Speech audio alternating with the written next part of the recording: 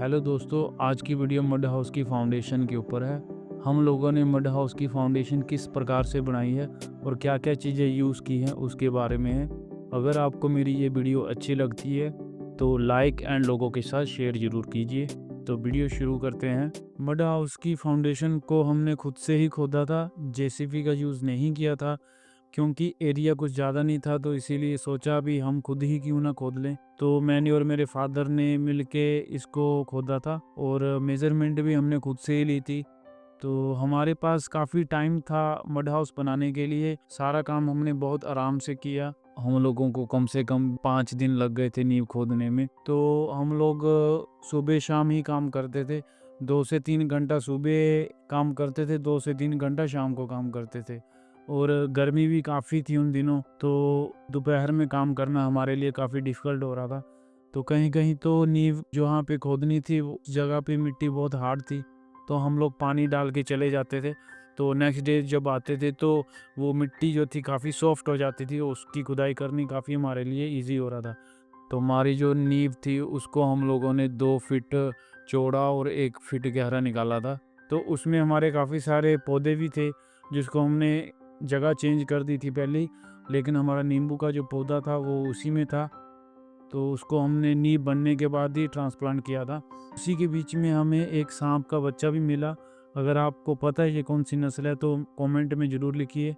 तो नींव खोदने के बाद हम लोगों ने इसमें थोड़ा लाइम डाल दिया था और उसके बाद उसकी पूजा की, और हमने जो उसका नीचे का जो बेस था हमने उसके ऊपर पत्थर ही डाले थे, क्योंकि पत्थर की हमने बेस लेयर बना दी थी ताकि उसकी बेस लेयर है जो स्ट्रॉन्ग हो जाए। तो उस पत्थर को हमने सारी नींव में बिछा के उसकी अच्छे से जिकाई कर दी थी, और जिकाई होने के बाद हमने उसके ऊपर मिट्टी फैला दी थी सारी, और मिट्टी फैलाने के बाद हमने उसके ऊपर पानी डाल दिया था ताकि जो पत्थर के बीच में थोड़ी बहुत स्पेस बचती है उसमें मिट्टी घुस सके, ताकि वो जो एक लेयर बन जाएगी अच्छे से।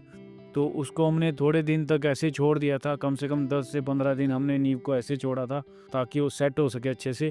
घर की फाउंडेशन की मजबूती को ध्यान में रखते हुए हमने चिनाई पक्की ईंट और सीमेंट रेत से करवाई थी। नींव की चिनाई करने के लिए हमने एक मिस्त्री और एक मजदूर लगाया था, बाकी मैं और मेरे फादर साथ में थे। नींव की चिनाई हमने एक दिन में कर दी थी। चिनाई का जो मसाला है मैंने खुद से ही तैयार किया था। उसमें हमने थोड़ा सा चूना भी डाला था।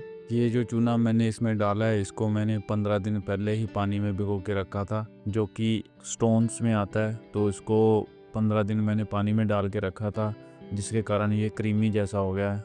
नींव के लिए हमने आधी ईंट ही यूज़ की थी, जिसको हम रोड़ा बोलते हैं। तो वो हमारे लिए सस्ता पड़ रहा था, तो इसीलिए हमने वही यूज़ किया था।